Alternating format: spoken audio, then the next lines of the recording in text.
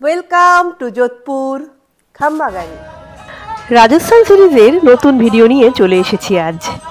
আগের পর্বে জয়সালমীর ও dessert camp ঘুরিয়ে দেখিয়েছিলাম। জয়সালমীর ঘুরে আমরা গাড়িতে বাই রোড যোধপুর পৌঁছালাম। মাত্র একদিনেই কিভাবে যোধপুরের সব জায়গাগুলো ঘুরে দেখলাম, সাথে স্পেশাল কি খেলাম যোধপুরে, হাভেলিতে থাকলাম, তার খরচ সহ সমস্ত তথ্য তুলে ধরব আজকের এই ভিডিওটাতে।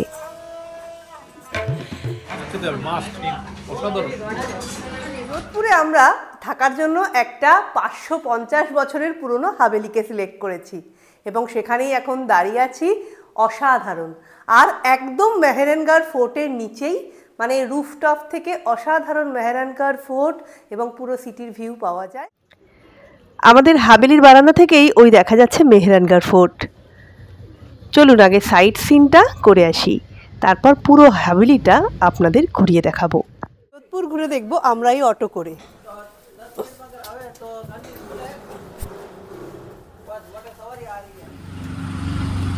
পুরনো যোধপুরের সব জায়গাতেই এরকম সরু সরু গলি, উঁচু নিচু রাস্তা, আর তার মধ্যে দিয়ে আমরা এগিয়ে চলেছি। সকাল সকাল আমরা চলে এসেছি যশবন্ত থারায়। আর এই যশবন্ত থারা ঢোকার মুখেই এই জায়গাটা মিস করতে পারলাম না, কারণ এই জায়গা থেকে মেহরানগড়ের ফোর্টের অপূর্ব সুন্দর একটা ভিউ পাওয়া যাচ্ছে। আর ওই দূরে যে সবুজ রঙের মূর্তিটা দেখা যাচ্ছে, ওটাই যোধপুর এবং মেহরানগড়ের ফোর্টের প্রতিষ্ঠাতা রাও যোধার মূর্তি। আর ওই দিকে হচ্ছে যশবন্ত থারার এন্ট্রি, সেদিকেই আমরা যাব এখন।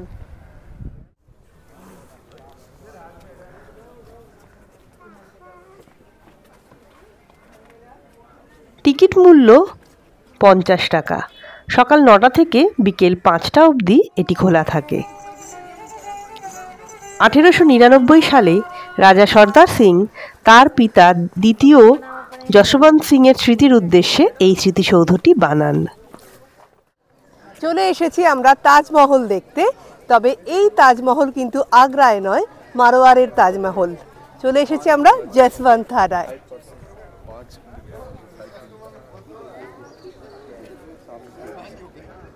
সাদা মার্বেলের তৈরি এই স্মৃতিসৌধে মুঘল ও রাজস্থানী স্থাপত্যের মিলমিশ চোখে পড়বে খুব সহজেই।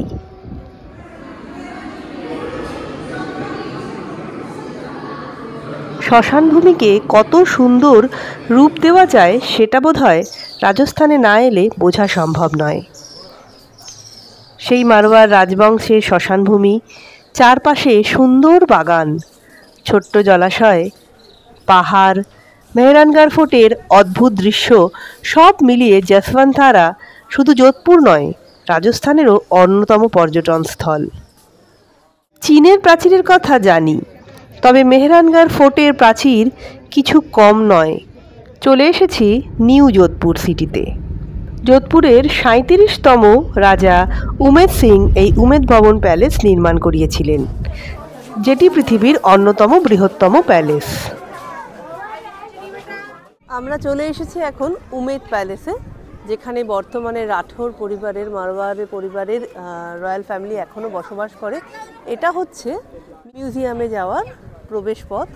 এখানে 60 টাকা দিয়ে টিকিট কেটে মিউজিয়ামে ঢোকা যায়। এই প্যালেসটা, উমেদ প্যালেস, অনেকটা বড়, অনেকটা এরিয়া নিয়ে, কিন্তু খুব অল্প পরিমাণ জায়গায় জনসাধারণের জন্য খোলা আছে এই মিউজিয়াম পার্টটুকুই।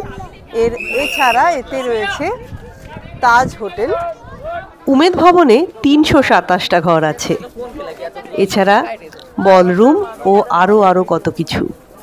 বর্তমানে রাজা দ্বিতীয় গজ সিং পরিবার নিয়ে এখনো এখানেই বাস করেন।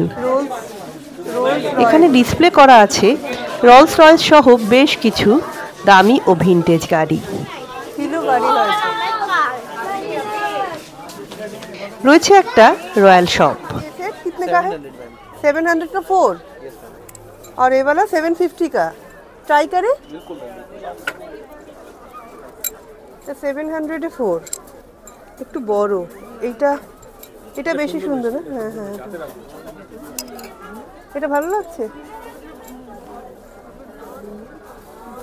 উমেদ ভবন রয়্যাল শপ থেকে বেশ কিছু টুকিটাকি শপিং করে মা ও মেয়ে কুলফি খেতে খেতে এগিয়ে চললাম আমাদের পার্কিংয়ে রাখা গাড়ির দিকে।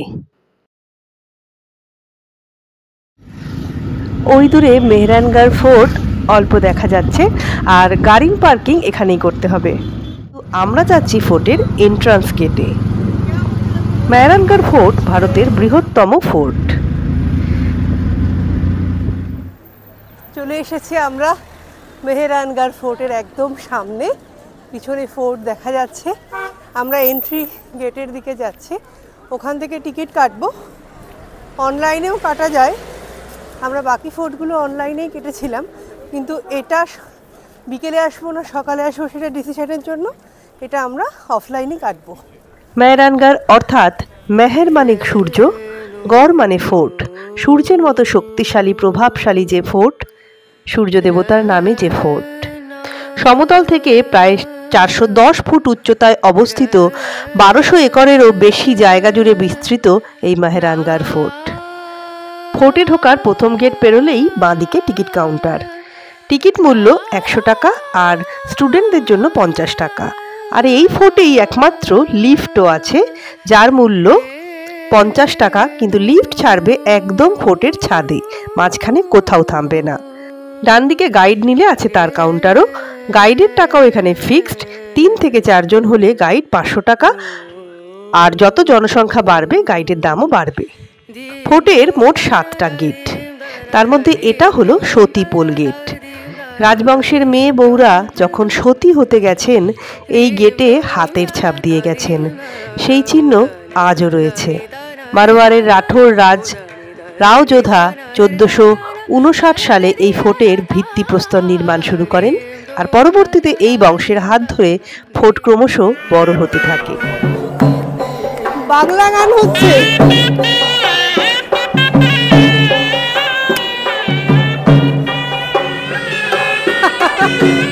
মেহরানগড় ফোর্টে বাংলা গান।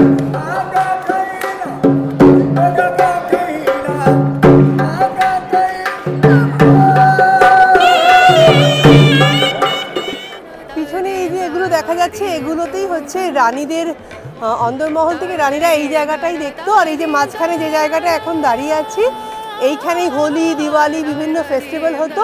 আর এই জায়গাটাকে বলা হয় দৌলত চক। এখানে সমস্ত রাজ সম্পত্তি রেখে ট্যাক্সের জন্য আনা হতো। অতীতে কিভাবে তামাক বা আফিম সেবন করা হতো সেটা এখানে এই বয়স্ক ভদ্রলোক দেখাচ্ছেন।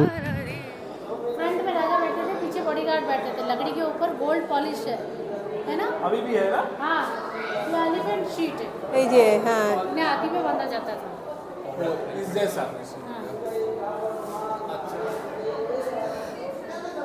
শাহজাহান দ্বারা, শাহজাহান গিফট করেছিল ব্রাইডাল। বিয়ের সময় নববধূ এই পালকি চড়েই আসতো। পরপর অনেক ধরনের পালকি রাখা রয়েছে এই মিউজিয়ামটাতে।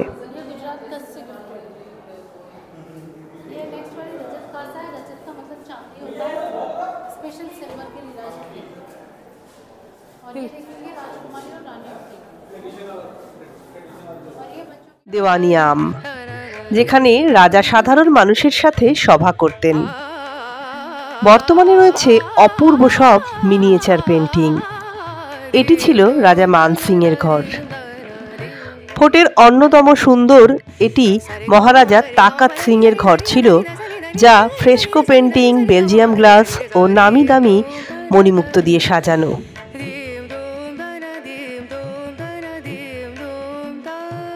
এটি হলো মহারাজা সুর সিং এর মতি মহল। এছাড়াও রয়েছে অন্দরমহল, মিউজিয়াম শপ।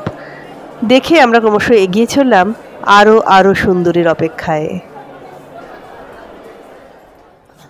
মেহরানগড়ের ছাদে এখন আমরা একদম সানসেটের সময়। এই ছাদের এখানে তো কামান রয়েছে, তাছাড়া রয়েছে ডান দিকে রয়েছে, যেটা দেখাবো, ডান দিকে রয়েছে নিউ সিটি, বাঁ দিকে ব্লু সিটি। প্রতিটা ইটে যেন ইতিহাস কথা বলে। ফোর্টের রুফটপ থেকেই দেখা যাচ্ছে যশবন্ত থারা, গুলাব সাগর, মাঝে দেখা যাচ্ছে ক্লক টাওয়ার, আর একদম ওই দূরে দেখা যাচ্ছে উমেদ ভবন প্যালেস। চলে এসেছি আমরা একদম মেহরানগড় ফোর্টের রুফটপে। এটা পুরোটাই নিউ সিটি, অপূর্ব সুন্দর সিটি ভিউ, তার সাথে সানসেট পয়েন্ট। এবং শুধু তাই নয়, এইটা কিন্তু বর্তমানে একটা রেস্টুরেন্টও। 7টার পরে যেটা ওপেন হয় সেটাতেও কিন্তু আপনারা চাইলে খেতে আসতে পারেন।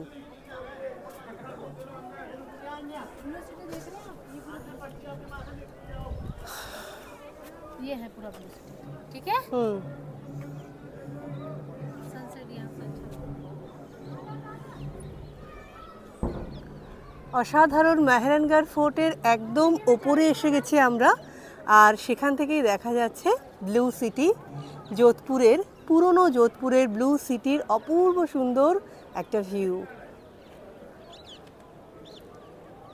আমার পিছনে এটা হচ্ছে লিফট। মেহরানগড় ফোর্টে এখন লিফটে করে ওঠা ও নামা যায়। আমরাও সেই লিফটের টিকিট কেটেছি। যেখান দিয়ে ফোর্টে ঢুকতে হয় তার পাশেই হচ্ছে টিকিটের কাউন্টার, তার পাশে লিফট এবং গাইড সব কিছুর কাউন্টার। আমরা টিকিট কেটেছি, তা সত্ত্বেও আমরা হেঁটে উঠেছি ফোর্টটাকে দেখার জন্য, জানার জন্য। চাইলে আমরা নামতেও পারি হয়তো, কারণ আমাদের ফোর্টটা পুরোটাই দেখা হয়ে গেছে। আর আপনারা যদি হাঁটতে না চান তাহলে লিফট দিয়ে ওঠানামা করতে পারেন। আমরা লিফট দিয়ে নেমে এই পথ দিয়ে বেরিয়ে চলে এলাম সেই চেনা জায়গায় যেখান দিয়েই ফোর্ট ঘোরা আমরা শুরু করেছিলাম।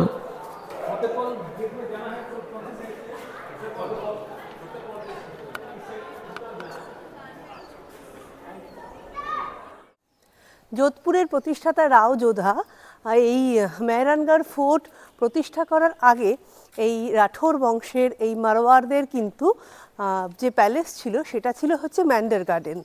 সেই ম্যান্ডার গার্ডেনটাকে উনি খুব একটা সুরক্ষিত বলে মনে করেননি বলে পুরো রাজ পরিবারের জন্য পুরো এই মেহরানগড় ফোর্টটা উনি বানান। সেই মেহরানগড় ফোর্ট ভিজিট করলাম আমরা। ফোর্ট দেখে চলে এলাম সর্দার মার্কেটের ক্লক টাওয়ার দেখতে, যেটাকে ঘণ্টাঘরও বলে। 50 টাকা টিকিট কাটলে সিঁড়ি দিয়ে উপরে ওঠা যায়।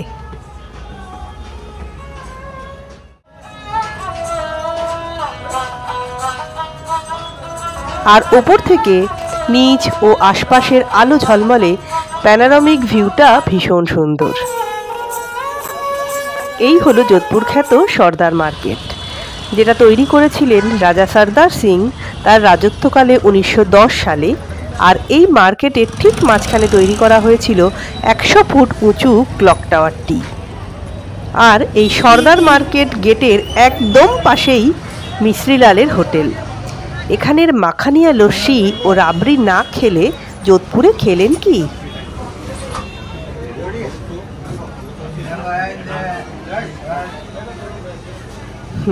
আছে অনেক রকম লস্যি, গ্লাসে গ্লাসে রেডি করে রাখাই আছে এই মাখানিয়া লস্যি, এত বিক্রির।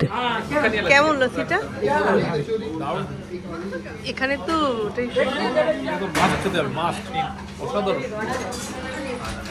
রাবড়িটাও অসাধারণ খেতে। আর যোধপুর বিখ্যাত এই মির্চি বড়া, বাংলায় আমরা যাকে বলি লঙ্কার চপ। লস্যিতে গলা ভিজিয়ে রাতের যোধপুরে টাঙা গাড়িতে করে এক চক্কর ঘুরে নিতে পারেন। যোধপুর আসবো আর বাঁধনি কিনবো না, তাও কি হয়? সর্দার মার্কেট থেকে একটু এগোলেই রয়েছে বাঁধনির ভীষণ ভালো ভালো কালেকশনের পরপর অনেকগুলো দোকান, যেখানে শাড়ি, স্যুট পিস, কুর্তি, বাঁধনির ওড়না, এসব অনেক কিছু রয়েছে। এছাড়া স্ট্রিট শপ তো আছেই। যোধপুরের বিখ্যাত জুতো, ব্যাগ, চুড়ি, ওড়না, কোনটা ছেড়ে কোনটা কিনবো।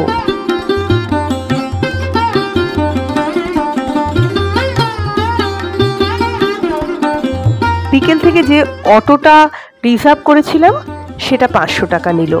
সব ঘুরিয়ে আমাদের হাভেলিতে যখন ছাড়লো তখন বেশ রাত। যোধপুরে আসার সময় আমাদের ইচ্ছাই ছিল একটা হাভেলিতে থাকবো, তো অনলাইন থেকে সেরকমই এই সিংহিস হাভেলি আমরা বুক করেছিলাম। চলুন আপনাদের এই হাভেলিটাও একটু ঘুরিয়ে দেখাই। রাজস্থানের দ্বিতীয় বৃহত্তম শহর যোধপুরকে ব্লু সিটির পাশাপাশি সানসিটিও বলা হয়।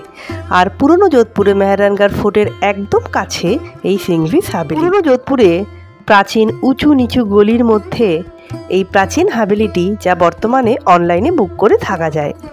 আমরা agora.com থেকে বুক করেছিলাম। ভিডিওর নিচে ডেসক্রিপশন বক্সে সেই বুকিং লিঙ্কটা দিয়ে দিয়েছি।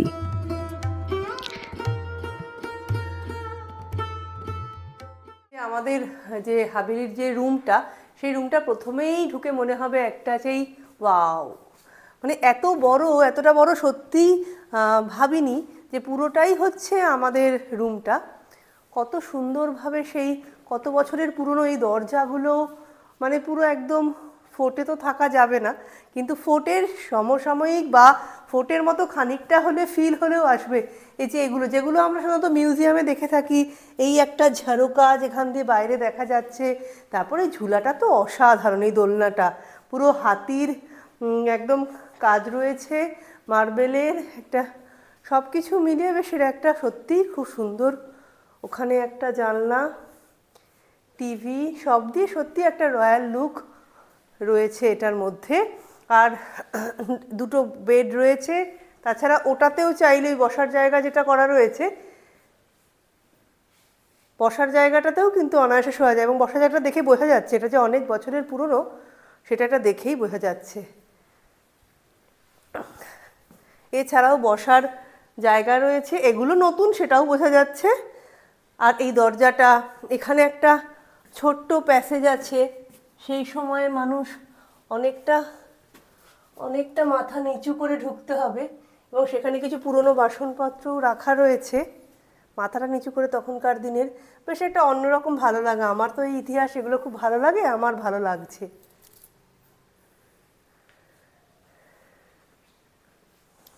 এইটাই হাভেলির আমাদের রুমের যে বাথরুম, সেটাও অনেক দিনের পুরনো বোঝা যাচ্ছে। এর মধ্যে এখন এই বেসিন বা এগুলো লাগানো হয়েছে। মোট কথা গিজার থেকে সব কিছুই আছে। আমাদের রুমটার ভাড়া পড়েছিল এই 5,000 টাকা, যার মধ্যে ব্রেকফাস্ট ছিল না। তবে বছরের শেষে ও ফেস্টিভ সিজনে ভাড়া একটু বেশিই থাকে, অন্যান্য সময় ভাড়া কিন্তু অনেকটাই কম থাকে। আমরা সিংহিস হাভেলিজের একদম রুফটপে চলে এসেছি। এখান থেকে পুরো শহরটাও দেখা যাচ্ছে আর ফোর্টও দেখা যাচ্ছে। ওই যে দূরে ফোর্টের মাথায় মন্দিরে আলোও জ্বলছে। এখানেই আমরা আমাদের ডিনারটা আজকে করব, অর্ডার দিয়েছি। বেশ ঠান্ডা, খুব হাওয়া দিচ্ছে, হাওয়ার জন্য ঠান্ডাটা যেন আরও বেশি লাগছে, কিন্তু তা না হলে কিন্তু জায়গাটা ভীষণ সুন্দর। ভিতরেও রাজস্থানী স্টাইলে খাবার পরিবেশনের জন্য বসার জায়গা করা আছে। হাভেলিটায় ভেজ খাবার পাওয়া যায়। এই হাভেলিরই রুফটপে খাওয়ার ব্যবস্থা আছে, যে রুফটপ থেকে মেহরানগড় ফোর্টও দেখা যায়। তো আমরা এখানে দিয়েছিলাম তাওয়া রুটি, মাটার পনির আর আন্ডা কারি। খাবারের দাম একটু বেশিই মনে হলো। এই হাভেলিটা ছিল একসময় রাজবংশেরই। পরবর্তীতে ফোর্টের অর্থমন্ত্রীকে উপহার স্বরূপ দেওয়া হয় তার বসবাসের জন্য। বর্তমানে sweet room, deluxe, super deluxe সহ মিলিয়ে মোট 12টা ঘর আছে, যেটা বুক করা যায়। এই হাভেলিটা সম্পর্কে একটা ট্রু ফিডব্যাক আপনাদেরকে দিই। হাভেলিটা ভীষণ সুন্দর, সেটা আপনারাও দেখেছেন, আমাদেরও খুব ভালো লেগেছে। কিন্তু হাভেলিটায় আসাটা কিন্তু ভীষণ কষ্টকর। আমরাই যেটা ফেস করেছি, এটাই কিন্তু ডাইরেক্ট গাড়ি আসে না। আমাদের যেমন গাড়ি মেন রোডে রেখে সেখান থেকে অটো করে আসতে হয়েছে, কারণ এটা মেহরানগড় ফোর্টের একদম নিচে এবং অনেক গলির মধ্যে। তাই হাভেলিটা কিন্তু খুব সুন্দর হলেও এখানে আসাটা কিন্তু একটুখানি কষ্টকর। তো যদি আসতে চান অবশ্যই আসতে পারেন, কিন্তু লাগেজ নিয়ে আপনাদের গাড়ি ছেড়ে অটো করে এখানে আসতে হবে, এটা বলে রাখ। মর্নিং সবাইকে। সকাল সকাল আমরা বেরিয়ে পড়েছি যোধপুর দ্য ব্লু সিটি ওয়াকে।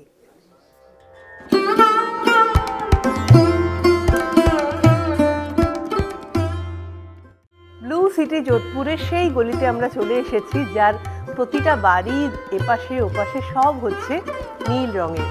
সেই জন্যই যোধপুর দ্য ব্লু সিটি। কোনো এক সময় এখানে ব্রাহ্মণরাই থাকতো, সেই জন্য এটাকে নীল রং দিয়ে করা হয়েছে। কিন্তু সময়ের সাথে সাথে এটা ক্রমশ বাড়তে থাকে। কখনো বা এখানে প্রচণ্ড গরম, তার থেকে ঠান্ডা করার জন্য বা পোকামাকড়ের হাত থেকে রক্ষা করার জন্য এই বাড়িগুলোর রং নীল করা হয়েছে। এখন ঘড়িতে সকাল 8টা। ব্লু সিটিতে এসেও এই ব্লু গলি দেওয়াল ঘরগুলোকে চোখে দেখব না তাও কি হয়? ব্লু সিটি ওপর থেকে দেখেছি, ছবিতে তো দেখেছি বহুবার। সেই নীল রঙকে ভিতর থেকে উপলব্ধি করলাম যখন দুপাশে নীলের মাঝখান দিয়ে হেঁটে বেড়ালাম। এমনও সম্ভব তা না এলে সত্যি জানতাম না। ব্লু সিটির বাড়িগুলো শুধু যে নীল রং তাই নয়, এর আর্কিটেকচারগুলো কি অপূর্ব। তবে যোধপুরের সব কিন্তু নীল নয়। পুরনো যোধপুরেরই কিছু কিছু গলিতেই রয়েছে এমন নীল বাড়ি ও দেওয়াল। তাই পুরনো যোধপুরকে জানতে হলে হেঁটে দেখতে হবে। আমরা একদিনের যোধপুর ভ্রমণে কি কি দেখলাম, কি কি স্পেশাল জিনিস খেলাম, আর হাভেলিতে থাকার এক্সপেরিয়েন্স কেমন ছিল, সব কিছু তুলে ধরেছি এই ভিডিওটার মাধ্যমে। আপনারা কিন্তু অবশ্যই কমেন্ট করে জানাবেন যে ভিডিওটা কেমন লাগলো। আর ভিডিওটা ভালো লাগলে একটা লাইক করে দেবেন। আর অনন্যার সাথে ইউটিউব চ্যানেল এখনও সাবস্ক্রাইব না করলে অবশ্যই সাবস্ক্রাইব করে দেখতে থাকুন আরও ভিডিও। খুব তাড়াতাড়ি নিয়ে আসছি নতুন ভিডিও। চোখ রাখুন অনন্যার সাথে ইউটিউব চ্যানেলে।